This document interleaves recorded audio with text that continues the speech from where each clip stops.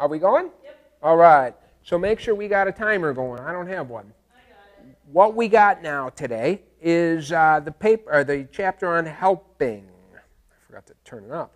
On helping. And so here is, what is this, chapter, from chapter 6, the short paper 6 from chapter 12. Here's the assignment.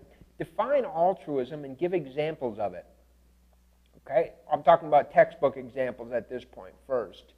Do you believe that, and of course this first part, define altruism and give examples of it, is not a particularly major part of your paper, all right? Do you believe that there is ever such a thing as true altruism, or is there always some selfish motive at the core of all helping behavior? That is obviously a more important part of your paper, talking about it. Keep in mind both the possible genetics involved, I'll talk about these in this coming chapter, and other benefits that a person might receive. Is it possible that Mother Teresa was selfish? Is that possible? Well, depends on who you believe, okay? Maybe there is no such thing as altruism. Keep those thoughts in mind as we go through this coming chapter on helping. Helping. Why do we help? Because we're getting paid. All right? Okay, because we get paid, right? So here's some examples. Washington, D.C., 1982. There's a plane crashes in the water. Helicopter comes to get, but everybody was in shock. Nobody grabbed the rope. A balding guy did. He grabbed the rope. Instead of going up the rope, he puts the rope in somebody else's hand. And the helicopter takes that person to safety, and they come back, and this bald dude, he puts it again in somebody's hand, over and over and over. Everybody was safe. They go back to get that bald man, and he was dead in the water. Okay? What a guy. How about this example? Kitty Genovese. She manages a bar in Queens, New York. 64, she's on her way home at 3 a.m. in the morning, and she parks her car, and she's walking from her car to her apartment building, and she's attacked by a guy with a knife. She's stabbed, and she just screams, "Oh my God, he stabbed me, help, please help me." 38 people said that they heard her. Lights come on, okay? Windows open up, and hey, leave that girl alone, all right?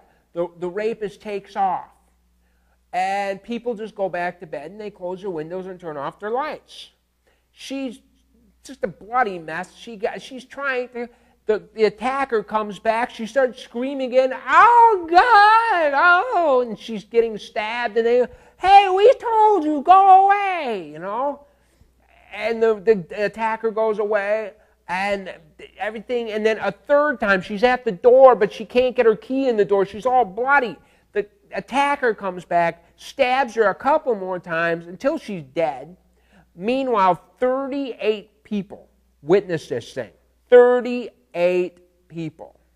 Nobody helped her. How come? Why is it that this bald dude helped all of these people while he himself died in the process?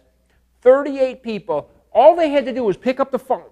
It's not like they were risking their lives in the icy water. They was just, that's it. And they watched her. There was 35 minutes from the beginning to the end. And I believe one person called the police after she was already dead. Okay? Why? Why would this possibly happen? We'll come back to these questions because these are good ones. First off, altruism is a motive to increase, okay, hint, hint from your thing, your paper, a motive to increase another's welfare without conscious regard for one's self-interest. Here is this interesting, vervet monkeys are a type of monkey. They live in troops, big tribe, troops, whatever.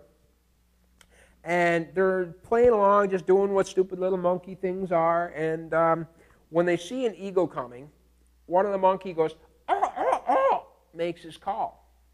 And when all of these other monkeys hear that particular call, boom, they drop down onto the trees and hide.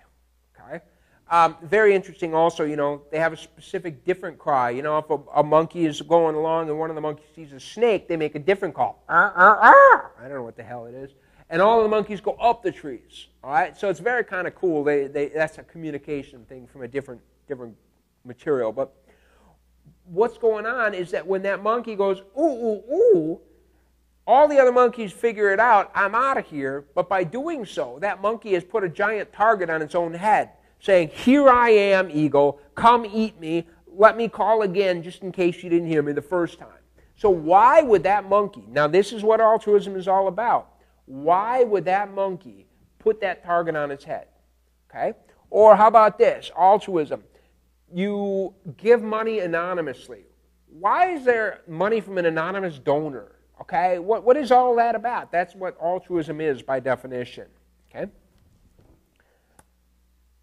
but social exchange theory is unfortunately my belief system. Human interactions are transactions. It's just economics. We aim to maximize our rewards and minimize our costs, just like in any economics. Egoism is a motive to increase our own welfare. How about this? This notion that Mother Teresa, the most selfless lady in the world, well, she's down there and she's helping these poor people. Well, what happens?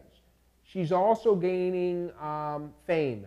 Maybe, for all I know, Mother Teresa was a fame hound, right? Maybe she loved being famous. And so she was getting paid for helping these poor people.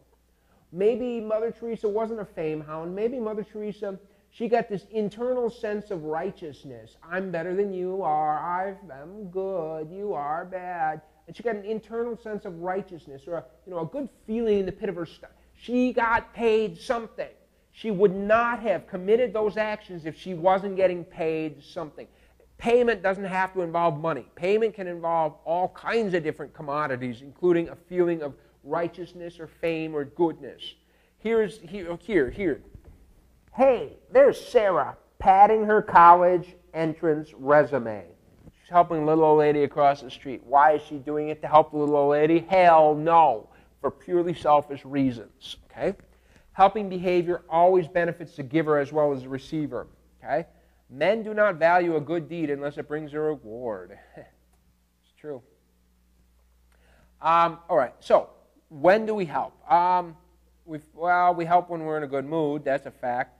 I don't want to get into all of that. Helping norms. We expect that if we help somebody that they'll help us back, not hurt us. Social responsibility, blah, blah, blah. All right, here we go. Females tend to help both males and females equally. However, men, when it comes to offering help, tend to offer help to females more often than males. Okay, there's chivalry for you. However, females tend to seek help more often. Oh my God, does this drive me nuts. My wife just cannot resist asking for directions. She just must ask for directions. And it's like, it's over the hill. It's just. Fine, I'll pull over, I'll ask. It's just over the hill. Thank you. Thank you for telling me what I already knew. But she has to ask. I don't know what it is. And generally speaking, females are more helpful than males. So generally speaking, if you need help, ask a woman. Doesn't that make sense? Yeah. How about this? So when we see people that need help, we make attributions about why they need help. And if we look at somebody that needs help and we say the reason they need help is something that is uncontrollable, then we'll be more sympathetic to them and we'll be more likely to help them. The reason that they're laying on the ground is they have a broken leg. I'm sympathetic. The reason they're laying on the ground is they're stoned out of their mind. I'm not sympathetic. In one case, I'm going to help, and in one, I'm not. Okay? It's a matter of whether or not I believe it's your own fault or not. But at the same time, I like this. Social account theory not only accounts for rewards, but costs. You know, when you help people, it costs something. It always does, okay? No good deed goes unpunished. And I am telling you this as a parent. No good deed goes unpunished. Because if you do one thing for one kid, that second one, you give a treat to one kid, that second one is going to come back and make it so painful for you, you damn well better make sure that you have two. I can tell you the day that my kids had a lollipop, and there was only one lollipop, and they were just bugging the living crap out of me, and my job as a daddy was this: give me the lollipop, and I threw it out the car window as we were driving. That's the only solution. No good deed goes unpunished. But there are others as well. When you help somebody, there could be danger. Think Kitty Genovese.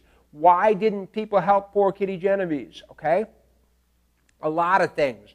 Okay, first off, it turns out that the attacker, okay, just imagine this. The attacker is, I mean, if a dude is a knife-wielding attacker, chances are they're probably a pretty big dude, all right? And so if Mr. Jones looks out the window and Mr. Jones is, you know, not such a big guy, Mr. Jones is going, you know, if I go and help that girl, I could be in trouble too, okay? There is some real danger involved in helping her. There is a time factor. I'm going to, you know, we'll come back to that, but hopefully that wasn't a factor in this one. Or the effort, right? How much it physically costs you, you know. But embarrassment is a big one. Well, turns out that, again, we don't know the story behind Kitty Genovese. We just know this, we just know 38 witnesses, etc. For all we know, Kitty Genovese has got herself a bad reputation. For all we know, her neighbors are like, I think she's a prostitute, and that's just her pimp, all right? And if I went down there, maybe, for all I know, she's just one of these melodramatic women that overly exaggerates everything. When she yells, "Stop, help, he's stabbing me," for all we know, he's just holding her wrist, you know? Who knows? And if I go down there, I'm going to look so stupid. If there's really no help to be given, I'm going to look so dumb. Now, you got to remember, it's 3 a.m. and it's Queens, all right? People that are out at 3 a.m., generally speaking, are not the highest caliber of citizen, right? And so, you know, you don't want to feel embarrassed about it, right? But I think that danger was a large part of it, too. However, there's other reasons we're going to come back to. That was definitely not the end of Kitty Genovese. What else? Kin selection.